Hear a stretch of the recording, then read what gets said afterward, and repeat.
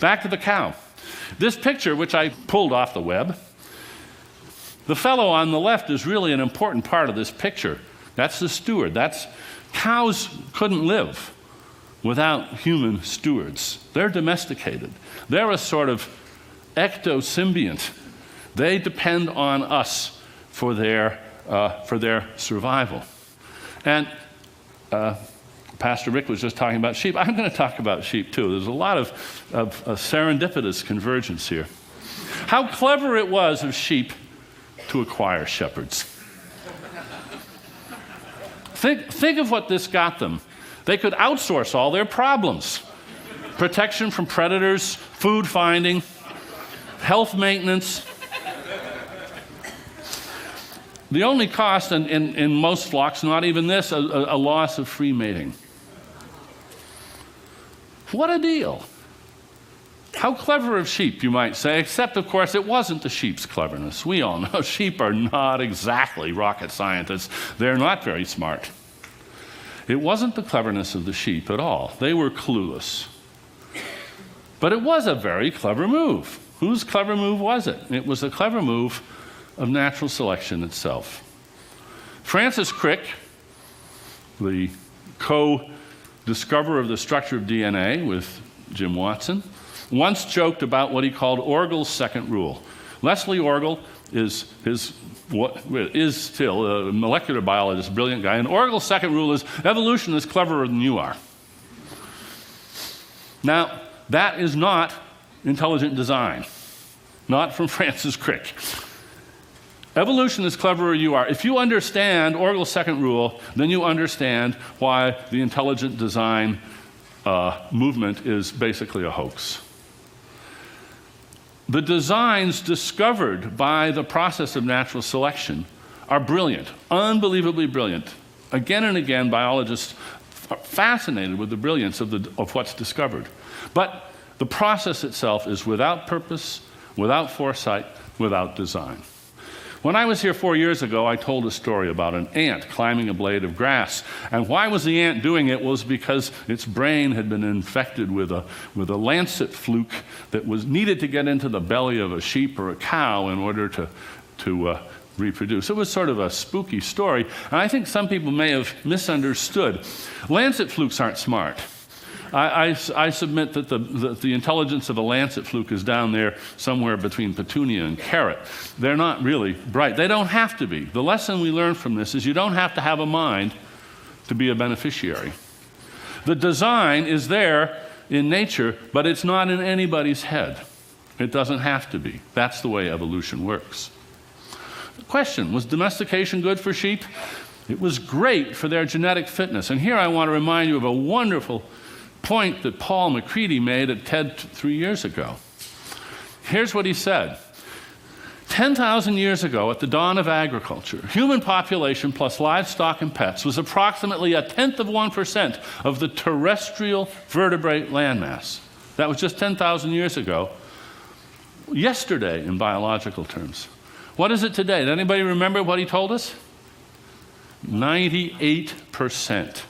That is what we have done on this planet. Now, I talked to Paul afterwards. I wanted to check out to find out how he'd calculated this and get the sources and so forth. And he gave me a paper that he had written on this, and there was a passage in it which he did not present here, and I think it is so good I'm going to read it to you. Over billions of years on a unique sphere, chance has painted a thin covering of life, complex, improbable, wonderful, and fragile.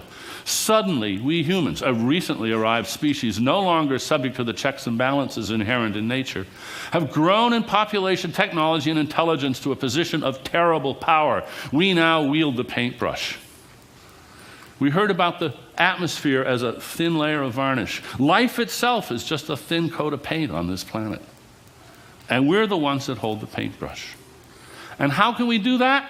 The key to our domination of the planet is culture. And the key to culture is religion. Suppose Martian scientists came to Earth.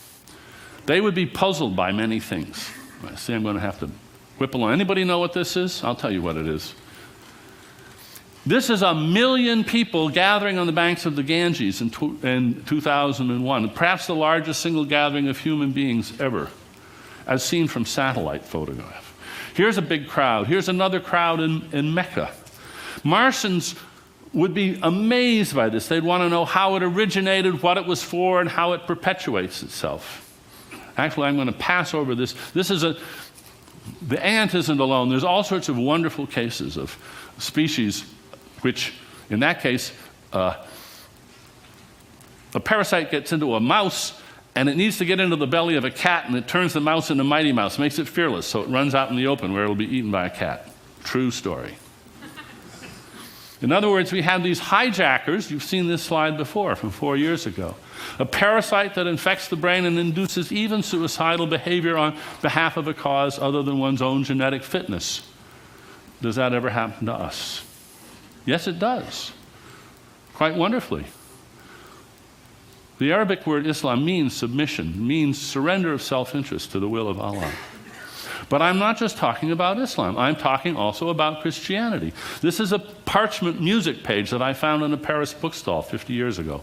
And on it says, in Latin, Semen est verbum Dei sator autem, Christus, the word of God, is the seed, and the sower of the seed is Christ.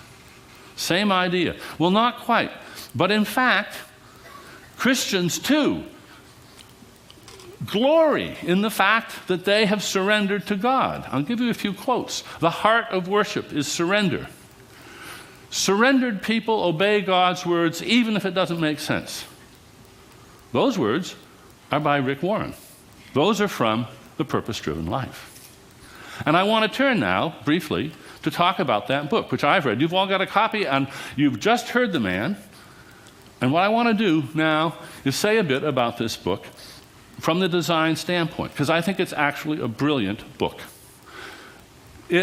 First of all, the goal, and you heard just now what the goal is to bring purpose to the lives of millions, and he has succeeded. Is it a good goal? In itself, I'm sure we all agree, it is a wonderful goal. He's absolutely right. There are lots of people out there who don't have purpose in their life, and bringing purpose to their life is a wonderful goal. I give him an A+ on this. Is the goal achieved? Yes. 30 million copies of this book. Al Gore, eat your heart out. I mean, just exactly what Al is trying to do, Rick is doing. This is a fantastic achievement. And the means, how does he do it? It's a brilliant redesign of traditional religious themes, updating them, quietly dropping obsolete features, putting new interpretations on other features. This is the evolution of religion that's been going on for thousands of years, and he's just the latest brilliant practitioner of it. I don't have to tell you this. You just heard the man. Excellent insights into human psychology, wise advice on every page. Moreover, he invites us to look under the hood. I really appreciated that. For instance, he has an appendix where he explains his choice of translations of different Bible verses. The book is clear, vivid, accessible, beautifully formatted, just enough repetition. That's really important. Every time you read it or say it, you make another copy in your brain. Every time you read it or say it, you make another copy in your brain. With me, everybody. Every time you read it or say it, you make another copy in your brain. Thank you.